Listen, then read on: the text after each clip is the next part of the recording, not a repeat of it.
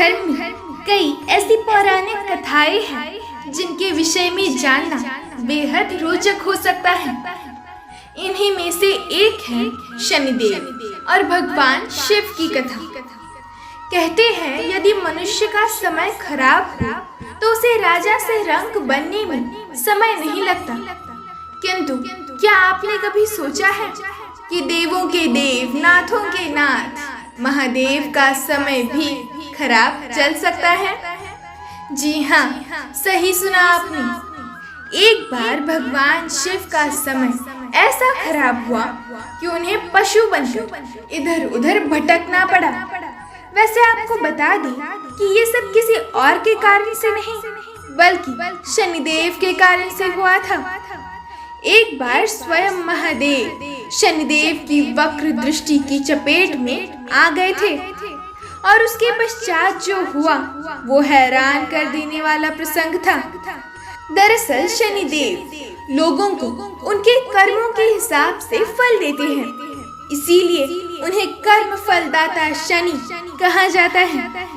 इसी के चलते उनकी वक्र दृष्टि जिस पर भी पड़ जाती है, उस व्यक्ति को अमीर से गरीब होने में केवल कुछ ही पल लगते हैं। किंतु न्याय का देवता कहे जाने वाले भगवान शनि केवल मनुष्यों के लिए ही नहीं, अपितु देवताओं के भी कर्म फलदाता माने जाते हैं।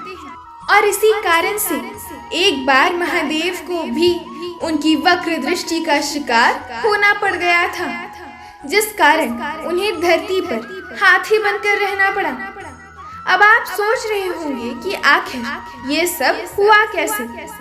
हालांकि भगवान शिव जन्म, मरण, राशि कुंडली आदि से परे हैं, किंतु ये उनकी ही एक लीला थी जिसके पीछे का उद्देश्य बेहद रहस्यमय और संसार के हित में था। संसार को एक दिव्य संदेश देने के लिए ही ये प्रसंग रचा गया था। आज हम जानेंगे देवों के देव महादेव को पशु योनि में क्यों जाना पड़ा था। उससे पूर्व यदि आप इस चैनल पर नए हैं तो चैनल को सब्सक्राइब कीजिए और बेल आइकन को भी अवश्य प्रेस कीजिए ताकि हमारे नए वीडियो सबसे पहले आपके पास पहुंचे।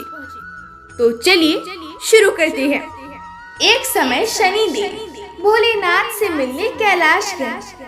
वहां पहुंचकर उन्होंने भोलेनाथ को प्रणाम किया और उनसे कहा, प्रभु, मैं कल से आपकी राशि में प्रवेश करने वाला हूँ, यानी कि कल से मेरी वक्र दृष्टि आप पर पड़ने वाली है।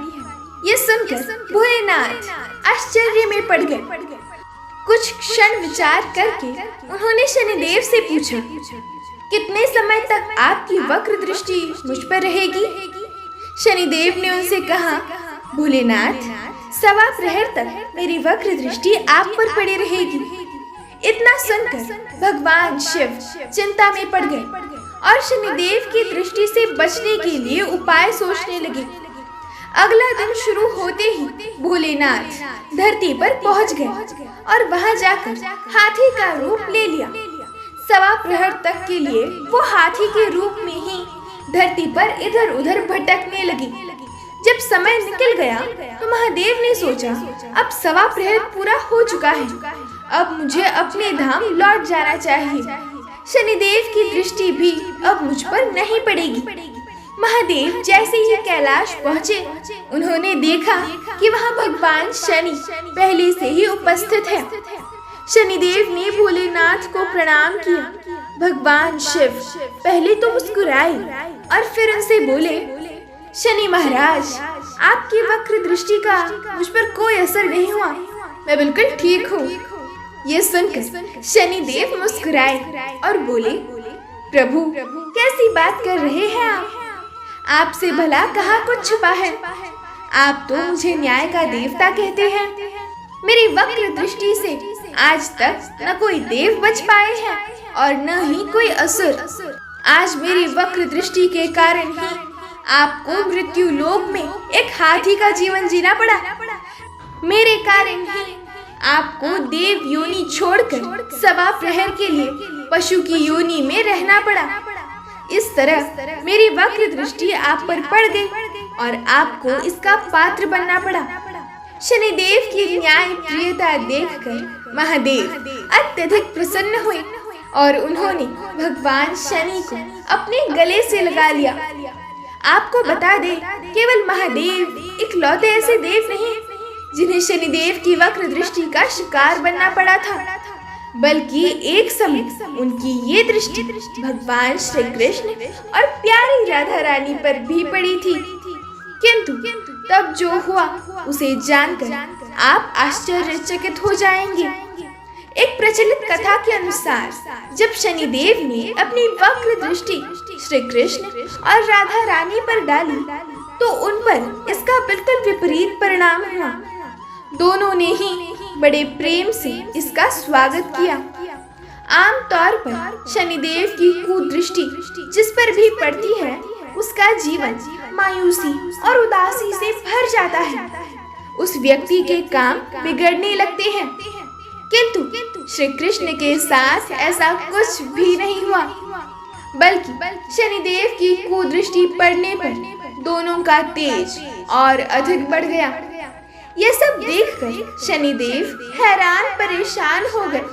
बहुत सोच विचार करके भी जब वो इसके पीछे का कारण नहीं जान पाए, तब वे स्वयं भगवान श्री कृष्ण के पास गए और उनसे पूछा, प्रभु, आज तक ऐसा कभी नहीं हुआ कि मेरी कुदृष्टि पड़ने के पश्चात भी किसी के जीवन में इतनी प्रसन्नता हो, किंतु आपका तेज तो और बढ़ गया है।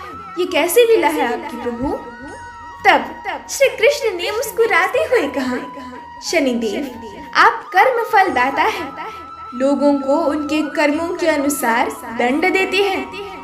ऐसे में आपसे भयभीत होने की आवश्यकता नहीं है और मैं बस सभी को यही समझाने का प्रयास कर रहा हूँ कि यदि आपके कर्म अच्छे हैं तो शनिदेव की वक्र दृष्टि भी आपका कुछ नहीं बिगाड़ सकती। ये लीला मैंने इसीलिए की जिससे लोग आपके न्याय से भयभीत न हो, अपितु उसका स्वागत करें। अर्थात यदि आपके कर्म अच्छे एवं सही है, उचित है, तो शनिदेव की वक्र दृष्टि भी आपका कुछ नहीं बिगाड़ सकती। इसीलिए सदैव अच्छे कर्म अवश्य करें। वैसे आपको बता दें कि शनिदेव को कर्म फल दाता की उपाधि भी भगवान श्री कृष्ण ने ही दी थी। इस प्रकार कर्म फल दाता शनिदेव की वक्र दृष्टि के कारण भगवान शिव को कुछ समय के लिए हाथी बनकर पशु योनि में जाना पड़ा। जय श्री कृष्ण। हर हर महादेव।